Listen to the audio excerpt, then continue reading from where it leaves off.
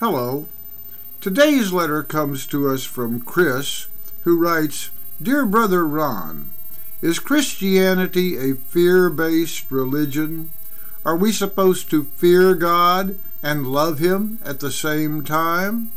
The Bible shows reasons to fear God, but then Jesus comes to make things right. But if you don't believe in Jesus, you need to fear hell. Some people say this is to show God's love. But how do you love someone like this? If your parent ever told you that you'd burn in hell if you came home late tonight, what would you think of that parent? Crazy? Scary maybe? But loving? Probably not. Well, dear Chris, many churches use fear as a marketing and control mechanism. Do what we tell you to do, or you will burn in hell.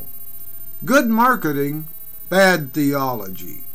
When the Bible speaks of fear of God, they are talking about fear of losing God's love for disobeying God's commandments.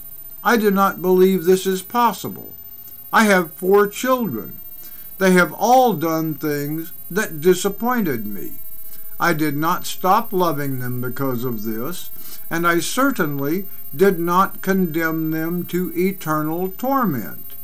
I believe that our Heavenly Father is at least as good a parent as I am, probably better.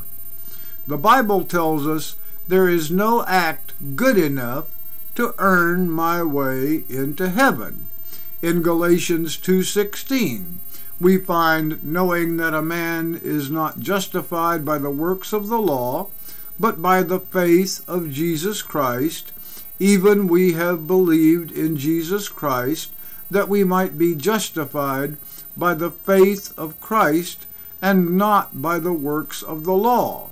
For by the works of the law shall no flesh be justified.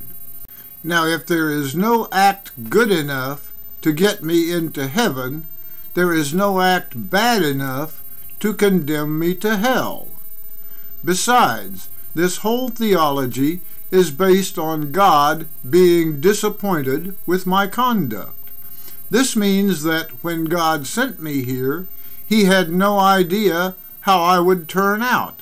Since I did not meet His expectations, I am not worthy of heaven. But the God I worship is not confined to our three-dimensional concept of reality. Although we cannot see the future, God can. He saw every mistake I would make before I was born.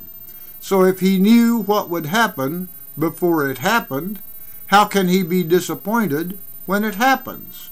This makes no sense. The God I worship is neither crazy nor stupid. He has a plan, and the plan works. He knows it works because He has already seen its successful conclusion.